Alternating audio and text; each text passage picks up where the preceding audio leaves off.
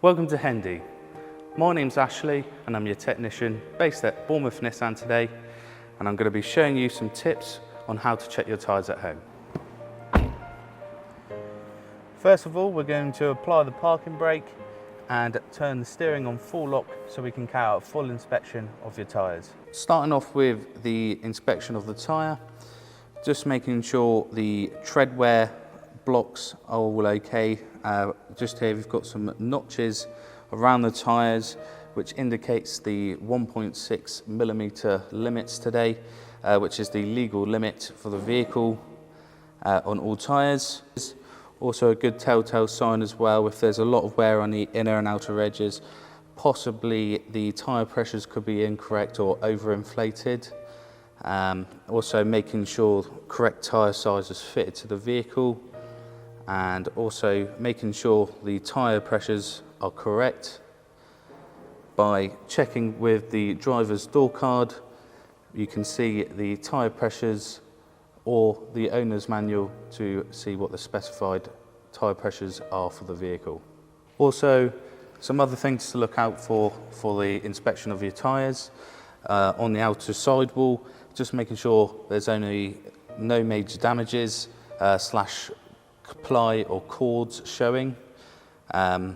Also, just making sure there's no bulges, indicating an internal fault with the tyre, which will require you to urgently come in to get it repaired. We've got a couple of tools to check the tyre and tyre pressures today. Tread depth gauge to check the tread depth of your tyres.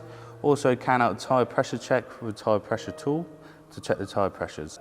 Checking the tread with the tread depth gauge. Mainly 3 points around the tyre.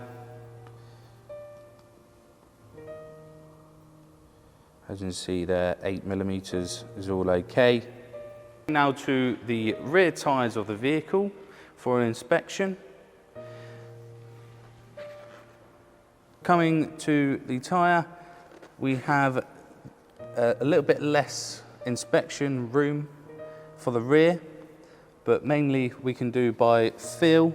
If the suspension's quite high, you can probably see as much as you can from the back of the tyre, or you can come round to the back of the vehicle and inspect lower side of the tyres. You may need to move the vehicle forward to see more of the tyre from the space that you can see it properly.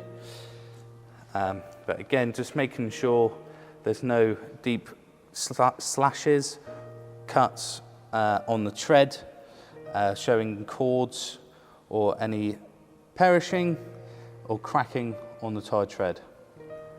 If you have a torch at home, it gives you a lot more visibility on inspecting the tyres, especially for the weather conditions, and also if it's quite poor lighting, it gives you a bit more visibility on when you're inspecting your tyres. If you haven't got a torch at home, most phones do have torches with inside. The phones today will give you enough light to carry out the inspection of the tyre. In some makes and models, you may find the spare tyre in the rear luggage compartment. It's good to inspect the tyre, just make sure it's ready for when you need it.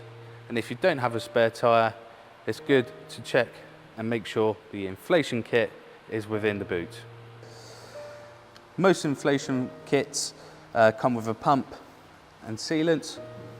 Sealant just screws in to the pump. On the front of the pump, most pumps have instructions of how to use, but quickly is unraveling the pump tube, attaching it to the tyre valve with the canister installed, and also plugging into the cigarette lighter to power the pump, and then switching on the side to activate the pump. Also pressurizing it to the specification of the tyre. Lastly, of course, we can't forget about your vehicle's MOT and service schedules are maintained to make sure your vehicle is safe as possible on the road. If there is any other advice you need for your tyres, you can visit your Hendy dealer anytime for advice. That's Hendy.